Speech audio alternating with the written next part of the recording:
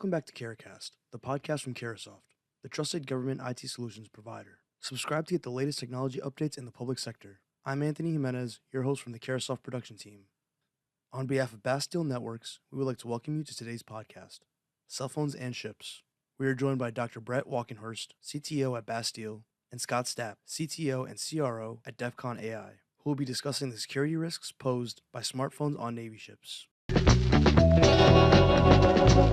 Welcome back to the Daily Threat Podcast from Bastille. I'm your host today, Dr. Brett Walkenhorst. Today, we're talking about the risks of cell phones on Navy ships. We are joined by Scott Stapp. As Brett said, Scott Stapp. I'm a 30-year retired Air Force officer, retired as a general officer back in 2015. I've worked 10 years in the defense industry with Northrop Grumman, retired there a couple of years ago as the CTO, and I'm now working in the artificial intelligence world in the venture capital side for a company called DEF CON AI. Great. Thanks, Scott. So let's get into it. The topic is smartphones on ships. What's the problem? So in general, you can imagine sailors are going to want communication capabilities. They want to be able to connect with family and friends, but there's a risk to this. So can you help us frame that? What's the issue?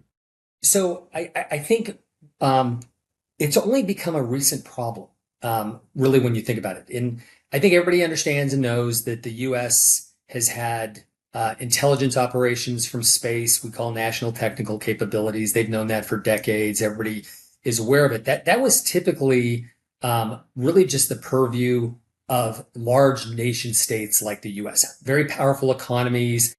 Russia had a little, but not tons, but nothing like the U.S. had.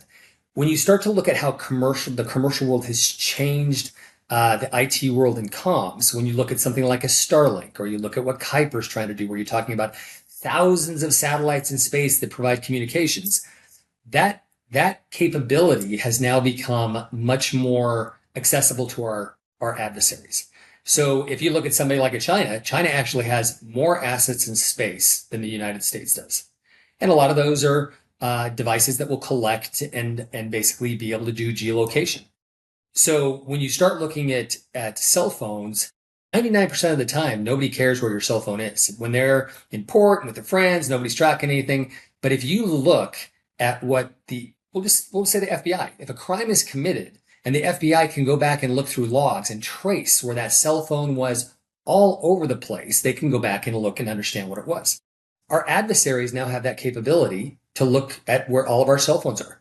They may not care about it 99% of the time. I guarantee you they do care where the ship is.